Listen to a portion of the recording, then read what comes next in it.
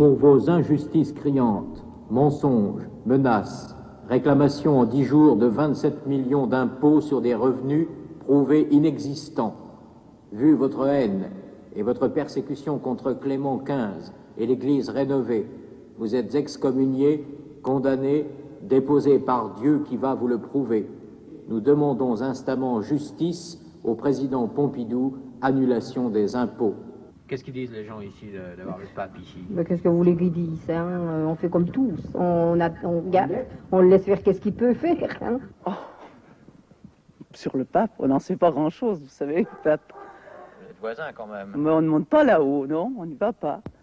On trouve de temps en temps des petites illustrations dans les boîtes aux lettres, mais c'est tout ce que l'on fait. Oui, alors là... Vous ne dites rien? Je ne connais pas. Je ne l'ai jamais vu, monsieur. Et pourtant, nous ne sommes pas loin. Enfin, le pays est célèbre quand même. Ah, on en parle, hein? Maintenant, Clémery. Oui, bien sûr, mais c'est pas une réclame, c'est... À une quarantaine de kilomètres de Nancy, Clémery et ses 200 habitants voient de temps à autre les journalistes débarquer. Ils sont à la recherche de Michel Colin, dit le pape de Clémery. Madame Colin? C'est ici? Oui, je cherche le père Colin. Oh, parce que c'est au cas de fer. C'est au cas de fer? Le pape, Oui. c'est pas chez vous? Non. On m'a dit Colin. Ben oui, mais je suis Colin, mais madame Veuve, Lucien, Colin. Seulement lui, c'est Michel Colin. Alors le facteur se trompe. Ben, il y a des fois, ça dépend, quand ça change. Une ancienne exploitation agricole, agrandie, adaptée, abrite le temple et les services de cette étrange communauté. C'est du ciel directement que le père Colin affirme avoir reçu l'ordre d'édifier à Clémery sa résidence. De cette correspondance surnaturelle est née dans un véritable délire de rocaille toute cette série de constructions.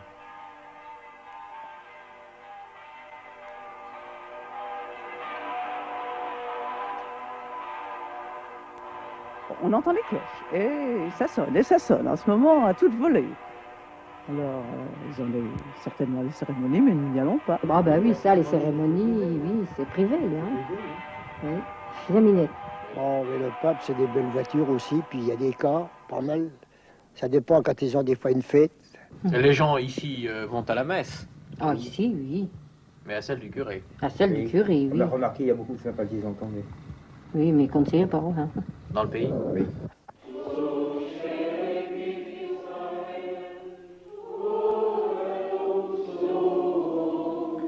Michel Colin, né à Béchy, Moselle, en 1905. Études au petit séminaire de Metz.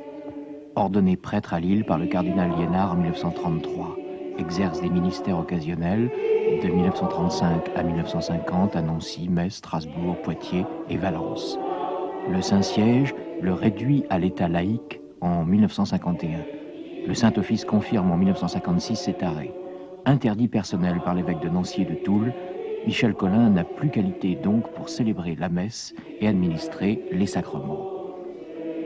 Autour de lui, une communauté permanente d'une quinzaine de membres, tous anciens prêtres européens, déposés par le Vatican. Ils sont devenus évêques nommés par Clément XV.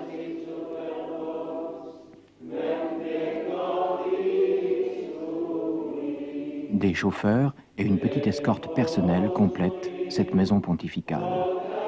Le deuxième personnage de l'État, éminence grise de Clémery, est le cardinal archevêque Marie-Emmanuel. Et comment allons-nous nous adresser à Clément XV? Eh bien, comme nos fidèles qui viennent chez nous, qui le considèrent comme le vrai pape, donc considérez-le pour l'interviewer comme le vrai pape. Pour Donc nous, je devrais dire très Saint-Père. Très Saint-Père, ou bien mon père, il n'est pas très compliqué, il est très simple. Dieu ne veut pas la guerre, pas pour faire des bombes H, pour se tuer. Dieu ne veut pas de bombes atomiques. Ça ne me regarde pas, mais je vous dis quand même, c'est mon devoir. Dieu m'a dit cette nuit à 2 heures du matin, lève-toi mon fils, tu parleras à ceux qui viendront. Moi j'ignorais que vous alliez venir aujourd'hui. Je venais pour glorifier la Sainte Vierge. Jésus m'a dit de vous recevoir. Bien, je vous répète le même langage. Je ne connais qu'un langage, celui de la vérité. Le monde appartient à Dieu. Je veux mettre le monde dans la lumière de Dieu. Chacun de vous sera heureux. Dieu vous a créé pour être heureux, pas pour être malheureux, pas pour payer des impôts injustement. On leur réclame une somme importante tout de même. Une grosse somme, je sais, ça a apparu dans les journaux, n'est-ce pas? Donc ils ont de l'argent. Ça, on n'en sait rien. Il faut qu'ils en aient pour vivre, hein. Mais d'où elle vient, personne ne le sait. Ça, personne ne sait leur argent, d'où ça vient. Enfin vous donnez pas d'argent. Oh, bah, ça non. Ouais, j'ai pas de J'en ai déjà pas pour moi, c'est pas pour en donner. Voilà. Où est-ce qu'ils trouvent leur argent? Oh, ça, je pourrais pas lui dire. pas, hein. Vous irez leur demander. Actuellement, vous avez des ennuis avec l'administration française. Je n'ai pas d'ennui, monsieur, c'est eux qui ont des ennuis. Je n'ai pas d'ennui en faisant la vérité de Dieu. Les injustices ne sont pas des ennuis pour moi. Vous avez excommunié le directeur général des impôts. Non, c'est Dieu qui l'a excommunié, monsieur. Mais le bon Dieu n'est pas une relation qui impressionne la direction régionale des impôts. Être pape en France ne dispense pas de la déclaration sur les revenus. La publicité sur cette affaire, c'est lui, Clément XV, qui l'a faite. C'est lui qui l'affirme, il doit 27 millions au fisc. Cela suppose que je gagne 300 millions, moi qui n'ai pas un sou d'avance. 300 millions que je gagne par an. Quelle honte. C'est ça la France. C'est ça, les inspecteurs. Oh non, pas avec Dieu maintenant. Je leur ai dit, c'est ailleurs que le monde saura la vérité. Pourquoi vous appelez-vous Clément XV? C'est pas moi qui me suis appelé ainsi, c'est Dieu qui m'a appelé ainsi. Et ce nom, je l'ai gardé en secret pendant de longues années. Et ma sœur, qui avait mes écrits depuis de très longues années, pour ne pas en savoir le secret, j'étais un peu farceur, j'ai pris une grande page, et j'ai écrit sur la page plein de points. La première ligne, j'ai marqué C. La deuxième ligne, j'ai marqué L. Troisième ligne, j'ai marqué E. Ainsi de suite. J'ai séparé chaque... Alors ma sœur me dit, oh, que de secret, mon Dieu, mais jamais tu ne t'en rappelleras. Donc, pour vous, Paul VI est un pape schismatique. Pour nous, c'est le faux pape. Vous dites schismatique, en tout cas, il est hérétique. Et pour nous, c'est Clément XV. Parce que depuis la mort de Jean XXIII, Clément XV était déjà pape, nommé, élu par le ciel, et le conclave qui a suivi n'aurait dû, en somme toute, que le confirmer. Mais tous les cardinaux savaient que Clément XV était là. Gaudiamus.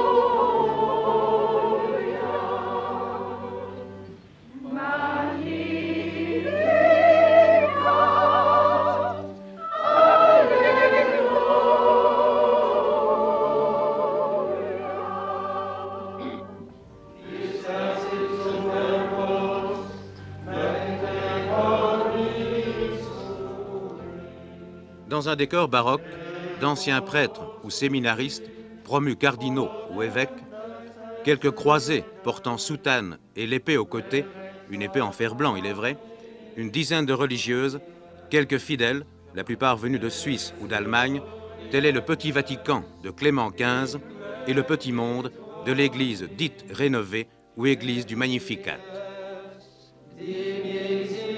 De son vrai nom, Michel Collin, 68 ans, Clément XV est un prêtre réduit à l'état laïque qui a fondé, il y a une quinzaine d'années, sa propre église et s'est proclamé pape sous le nom de Clément XV.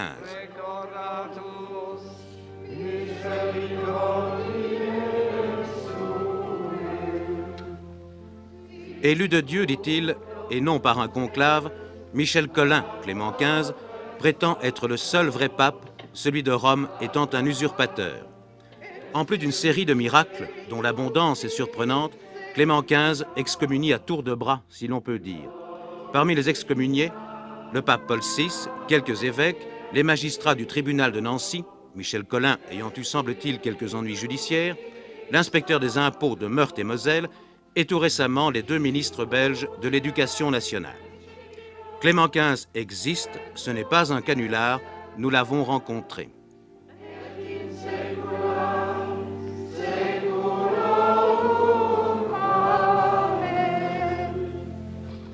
Ben vous savez, je disais cette nuit encore à Dieu le Père, quand je suis venu ici, mon Père, il pleut aujourd'hui, donnez-nous du soleil à 10h30.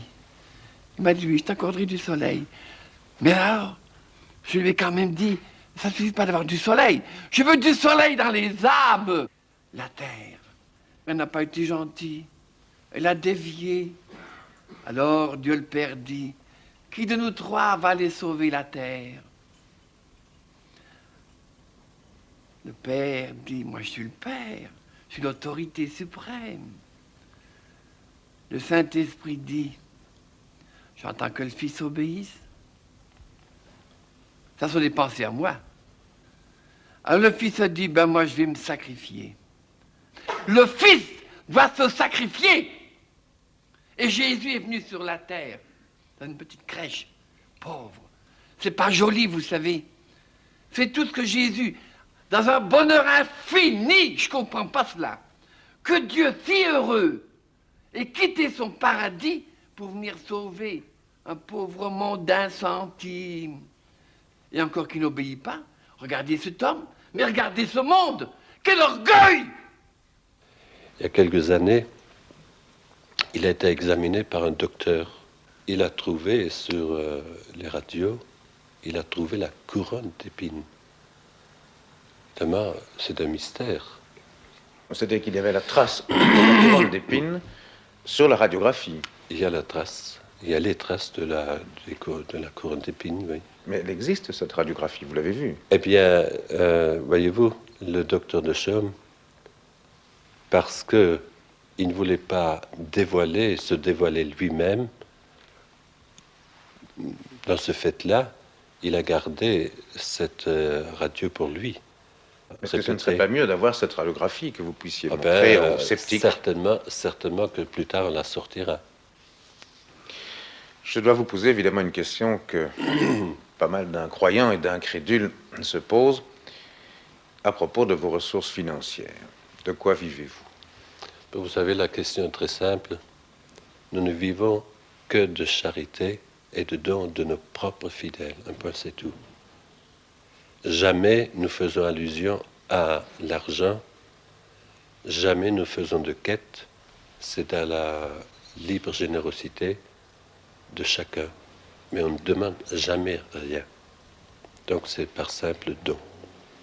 Mais cela exige tout de même des dons importants, puisque vous vivez à quelques dizaines de personnes, vous avez tout de même... Nous vivons au jour le jour, c'est tout.